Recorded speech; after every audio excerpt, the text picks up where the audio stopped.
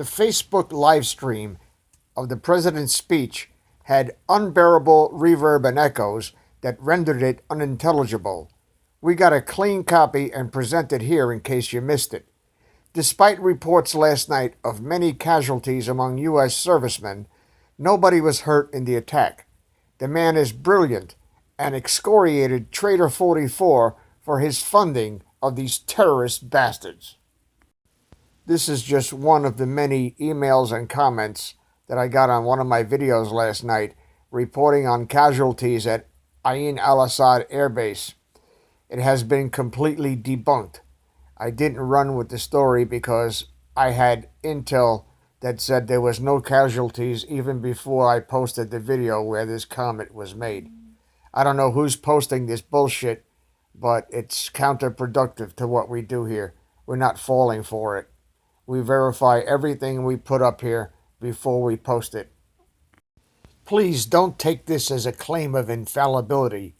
I'm one man working 18-hour days trying to save my country. I get my wires crossed and my skivvies in a twist just like the rest of you. Nobody can pay, threaten, or intimidate me to say or not say anything on my channel. If it ain't right, I don't do it, and if it ain't true, I won't say it. I stole that quote from my good friend Stony Stone. And I don't engage in hate speech, whatever the fuck that is. But I love my country, and I love my God, and I love my president. And if you hate any one of those, or you hurt a child or murder innocent people, then I hate you. And I will do everything possible that one man with the grace of the good Lord can do to make your life a living hell while you await to arrive there. Now that I've taken that opportunity to vent, I present to you the greatest president this country ever had, bar none. That includes George Washington and honest Abe Lincoln.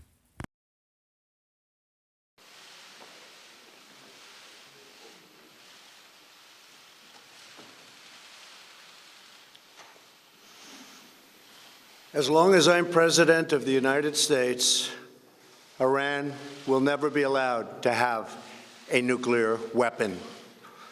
Good morning. I'm pleased to inform you the American people should be extremely grateful and happy. No Americans were harmed in last night's attack by the Iranian regime. We suffered no casualties. All of our soldiers are safe, and only minimal damage was sustained at our military bases. Our great American forces are prepared for anything.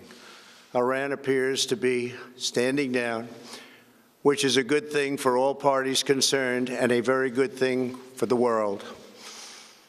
No American or Iraqi lives were lost because of the precautions taken, the dispersal of forces, and an early warning system that worked very well. I salute the incredible skill and courage of America's men and women in uniform. For far too long, all the way back to 1979 to be exact, nations have tolerated Iran's destructive and destabilizing behavior in the Middle East and beyond. Those days are over. Iran has been the leading sponsor of terrorism, and their pursuit of nuclear weapons threatens the civilized world. We will never let that happen. Last week, we took decisive action to stop a ruthless terrorist from threatening American lives. At my direction, the United States military eliminated the world's top terrorist, Qasem Soleimani. As the head of the Quds Force, Soleimani was personally responsible for some of the absolutely worst atrocities. He trained terrorist armies, including Hezbollah, launching terrorist strikes against civilian targets. He fueled bloody civil wars all across the region. He viciously wounded and murdered thousands of U.S. troops, including the planting of roadside bombs that maim and dismember their victims. Soleimani directed the recent attacks on U.S. personnel in Iraq that badly wounded 4 service members and killed 1 American, and he orchestrated the violent assault on the U.S. Embassy in Baghdad. In recent days, he was planning new attacks on American targets, but we stopped him. Soleimani's hands were drenched in both American and Iranian blood. He should have been terminated long ago. By removing Soleimani, we have sent a powerful message to terrorists. If you value your own life, you will not threaten the lives of our people. As we continue to evaluate options in response to Iranian aggression, the United States will immediately impose additional punishing economic sanctions on the Iranian regime. These powerful sanctions will remain until Iran changes its behavior. In recent months alone, Iran has seized ships in international waters, fired an unprovoked strike on Saudi Arabia, and shot down 2 U.S. drones. Iran's hostilities substantially increased after the foolish Iran nuclear deal was signed in 2013, and they were given $150 billion, not to mention $1.8 billion in cash. Instead of saying thank you to the United States, they chanted death to America. In fact, they chanted death to America the day the agreement was signed. Then Iran went on a terror spree, funded by the money from the deal, and created hell in Yemen, Syria, Lebanon, Afghanistan, and Iraq. The missiles fired last night at us and our allies were paid for with the funds made available by the last administration.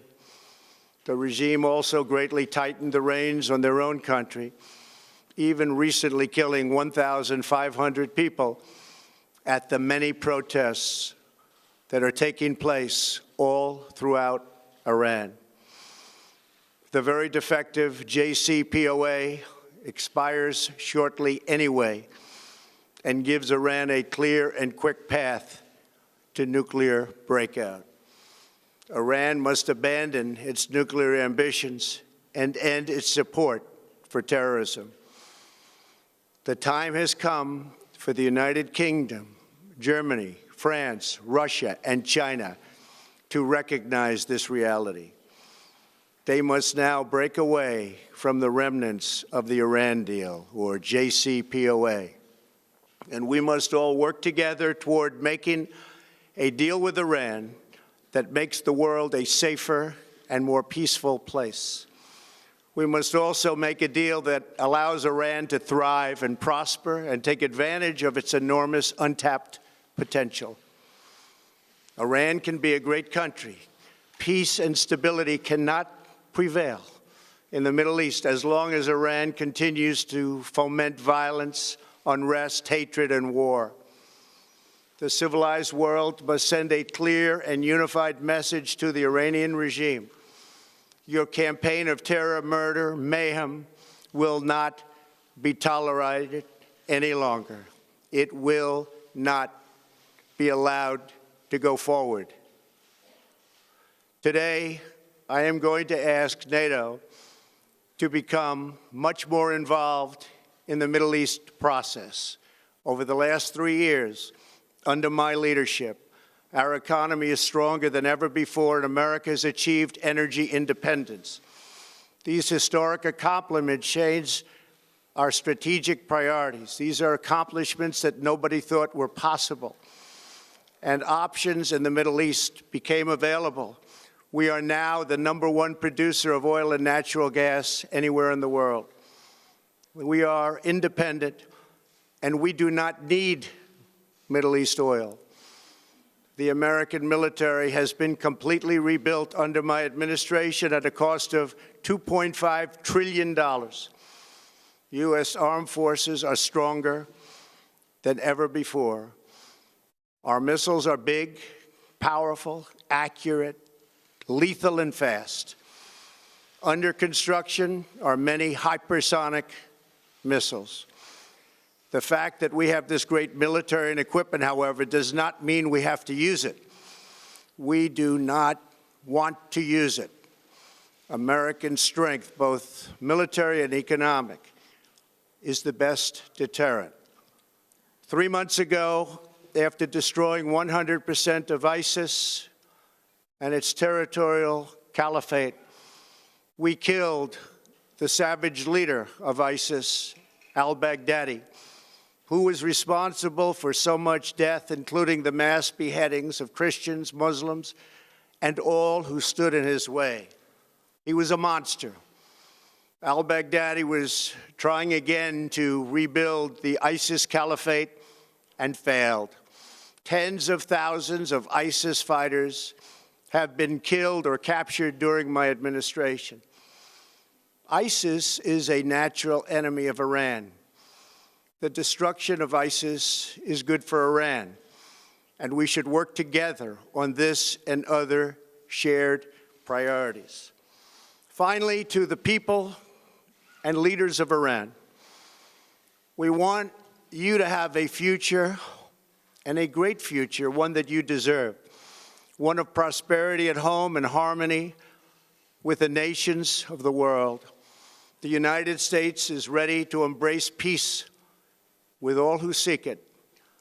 I want to thank you, and God bless America. Thank you very much. Thank you. Thank you. Mr. President, have all be well. Please subscribe to our backup channels, Net4Truth USA 2 Patriot channel, BitChute.com/net4Truth USA, and drop.space/@ Net4Truth USA. We fly so close to the target, we are on our 5th fighter jet. We will be relentless and persistent until the enemies of freedom are defeated. You can support this channel by using the links in the description, but for a $100 donation, I will personally send you a autographed hardcover special edition copy of Land of Childhood's Fears. Also, visit my bookstore at lulu.com/Net4Truth USA. If you are viewing this video on BitChute, you can use the links in the description to support us, or simply click the green $ dot on our video to support this channel. Thank you. Links are in the description section.